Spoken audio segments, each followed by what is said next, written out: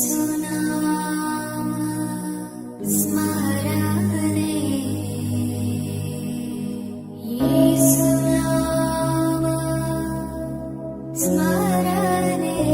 The lord.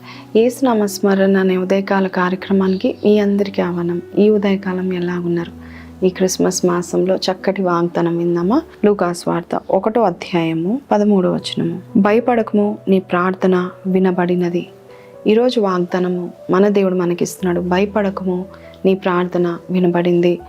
ఈ మాట ఒక దూత, గబ్రియల్ దూత జకర్యా దగ్గరికి వెళ్ళి చెప్తా ఉన్నాడు.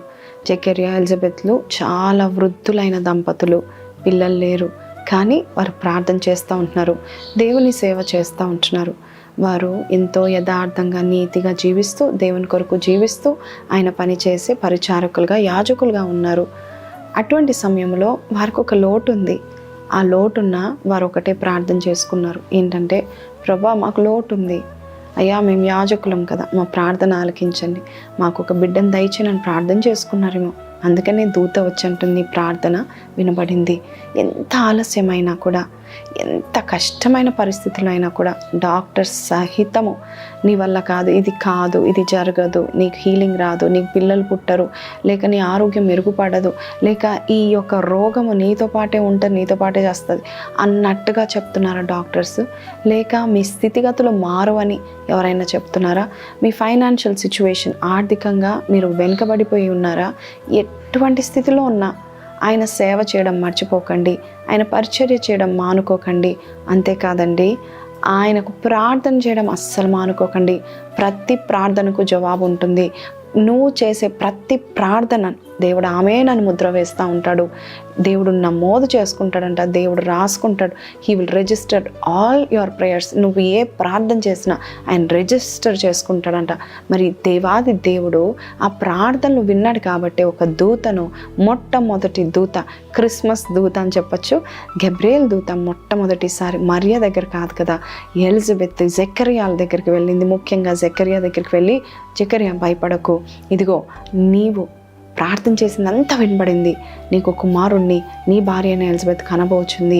ఆయన ప్రభు దృష్టిలో చాలా గొప్పవాడైన వాడు. నిజమే, మనము వెయిట్ చేస్తూ దేవుని సన్నిధిలో మనం ఉంటూ, సరిగా జీవిస్తూ, నమ్మకంగా ఉంటూ, ఆయన పరిచర్య చేస్తూ, ఆయన సేవకులుగా ఉంటూ, దేవుడికి ఏదో ఒకటి చేయాలని నువ్వు డబ్బు సహాయం కానీ, పరిచర్యలో కానీ నువ్వు ఏమి చేసినా దేవుడు గుర్తు పెట్టుకుంటాడు.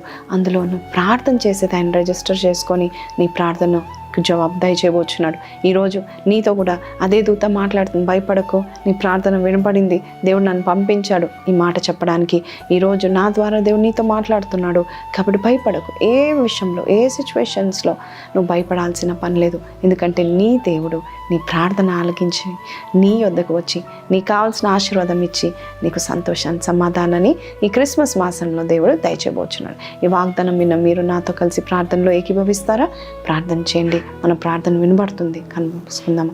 ప్రార్థన. పరిశుద్ధుడా, మహోన్నతుడగు తండ్రి, ఎలిజబెత్ జకర్యాను ప్రేమించి దీవించి గొప్ప కుమారునిచ్చావు నాయన. స్త్రీలు కనిన వారిలో అయ్యా తండ్రి యేసయ్యా, మరి యోహాను వంటి వాడు లేడని చెప్పావు నాయన.